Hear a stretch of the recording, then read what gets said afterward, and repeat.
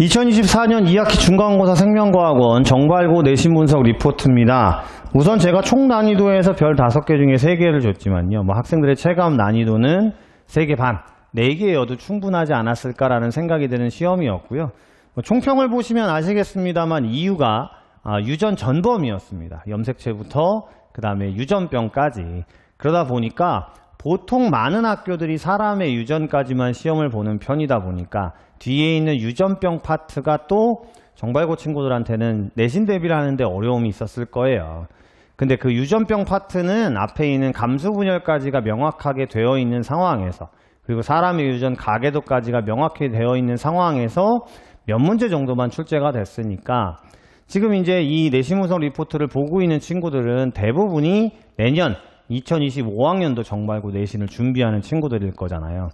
유전이 어렵다라는 얘기는 워낙 많이 들으셨을 거고요. 그러니까 겨울방학 때부터 꾸준히 준비하는 친구들이 많아졌기 때문에 이번 시험을 한번 2024년 거를 보시면서 시간을 재고 풀어보시면서 자기가 어느 정도 되어 있는지, 그리고 대부분의 학원에서 유전병 부분에 대해서는 많은 시간을 할애할 수 없다라는 것들을 알고 계시면 좋을 것 같습니다. 객관식 25문항만 출제가 됐어요. 그러니까 서술형에는 좀 부담감은 없을 수 있습니다만 어차피 유전 부분은 서술형 부분이 객관식 문항에 비해서 난이도가 높은 건 아니에요. 그러니까 객관식 25문항만 있다고 해서 결코 쉬운 형태는 아니었다라고 보여지고요. 수이상, 구조 이상, 유전자 이상, 유전병에서 9문항 정도가 출제가 됐습니다. 난이도가 높은 편은 아니었습니다만 아까 같은 이유에서 총 25문항 중에 9문항이나 출제가 되다 보니까 이 부분에서 성적이 많이 낮아진 걸로 보여져요. 그래도 90점대가 4명이 있었고요. 87점까지가 1등급. 아무래도 정발은 생명 선택자가 좀 많기 때문에 올해는 8명 정도까지가 1등급이었거든요. 79점까지가 2등급이었고요. 65점까지가 3등급이라서 보통 유전은 평균이 50점대 정도 나옵니다. 그리고 60점대 후반 정도까지 해서 3등급권이 나오기 때문에 이런 생각을 하시면서 조율을 하시는 것이, 그러니까 어렵기 때문에 보통 내가 문제를 풀 때 한 문항에서 너무 어려워서 시간이 오래 걸릴 것 같다 싶으면 수업 시간에도 제가 자주 얘기합니다만 빨리 그 문제를 포기하고 뒤에 문제를 도전하는 것이 등급 상승의 가장 주요한 전략이라고 꼭 기억하시면 좋을 것 같아요. 특이사항에도 보시면 아시겠습니다만 유전병 문제가 9문항으로 굉장히 많이 출제가 됐습니다. 단 수이상이나 구조 이상 같은 혼합 문제나 이런 문항들은 출제가 안 됐기 때문에 이 유전병 문항 같은 경우는 기본적인 문제들, 너무 고3 학평에 있는 어려운 문제들을 다루기보다는 꾸준히 나눠주는 내신 기출문제에서의 기본형 문항들을 연습하시는 것이 도움이 된 걸로 보여져요. 세포분열까지의 기본형 문항은 3문항밖에 출제가 안 됐고요. 그 다음 멘델이나 사람의 유전 연구의 기초적인 가계도 조사라든지 집단조사라든지 이런 문제들은 출제가 되지 않았다라는 것들이 특징입니다. 쌍생아 문제도 마찬가지고요. 대표 문항 분석을 한번 보실 건데요. 이건 이제 올해 2024년 시험지를 좀 구해서 보시면서 같이 보시는 게 도움이 좀 될 거예요. 운정이나 안곡 같은 학교에서 많이 나오는 좀 지엽적인 문제들이 좀 출제가 됐거든요. 올해 정발고의 특징은 벌써 1번 문항에서 체세포 분열 저해제 문제가 나왔습니다. 이건 타 학교에서 많이 나오지 않는 형태고요. 요즘에는 고3 학평에서도 잘 안 나오는 형태인데 어쨌든 저는 학원 수업 시간에 이 저해제 문제만 따로 모아서 풀어준 적은 있습니다만 요 부분이 어렵다가 아니라요. 학생들이 이제 그 부분을 문제를 풀고 개념 공부를 할 때 놓쳐버리면 다시 보긴 좀 어려운 문제였어요.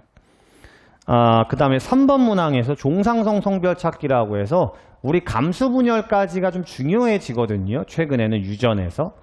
그래서 종상성 성별 찾기라고 하는 유형, 그 다음 염색 분체와 DNA 상대량이란 유형, 그리고 핵상과 유전자라는 유형이 킬러로서 많이 작동을 하는 편인데 이 종상성 성별 찾기 문항이 최근에는 이제 많이들 공부를 하다 보니까 상염색체 하나를 빼거나 X염색체나 Y염색체를 제외한 그림을 주면서 유추하는 문항들이 이제 수특이나 고3 학평에서 점점점 나오는 편이거든요. 이것도 물론 학생들에게 모아서 나눠주고 풀어봤지만 학생들이 모든 염색체가 있을 때 공부가 정확하게 되어 있어도 생각보다 까다로워합니다만 정발이 이번에 3번 문항에서 출제가 됐어요. 근데 정발은 빼지 않고 모든 염색체 문항이 출제가 됐기 때문에 오히려 또 뺀 문항에서만 너무 집착을 하다 보니까 모든 염색체가 있는 문항에서 또 실수가 있었을 경우도 있었을 것 같습니다. 5번, 6번, 7번 세 문항은 수특에 있는 문제가 5번 정도가 있었고요. 나머지는 뭐 핵산과 유전자, 그 다음에 염색분체와 DNA량 문제인데 난이도가 높은 편은 아니었어요. 오히려 감수분열까지는 좀 난이도가 낮은 형태로 8번 복대립부터 12번 다인자, 단일인자, 그리고 13번의 다인자 연관 문제가 출제가 됐습니다. 이제 다인자 연관은 타 학교에서 많이 나오진 않아요. 좀 난이도가 높아진 상황이거든요. 물론 제가 수업 시간에 다인자 연관을 풀 수 있는 스킬 같은 것도 가르쳐주고 뭐 그런 문제들도 따로 모아줍니다만 다인자 같은 경우는 많은 시간을 할애하기 어렵다 보니까 그리고 심지어는 어떤 학교 같은 경우는 다인자가 기본적으로 한 문항 나오거나 안 나오거나 하기 때문에 뭐 요 문항도 학생들이 조금 어렵다라고 여길 수 있어요. 그래도 이제 새로운 스킬 같은 것들을 좀 익숙하게 학원에서 홈페이지에다 개념 강의도 올려주고 문제 해설 강의도 올려주니까 결국에는 미리미리 꾸준히 좀 공부를 해놓은 친구들이 여유가 있을 거잖아요. 그럴 때 새로운 공부를 좀 해놓을 수 있었으면 도움이 되지 않을까 싶습니다. 18번 비분리 문제부터가 등급을 결정하는 문제였다고 보여져요. 꽤 많죠? 18번부터 25번까지니까.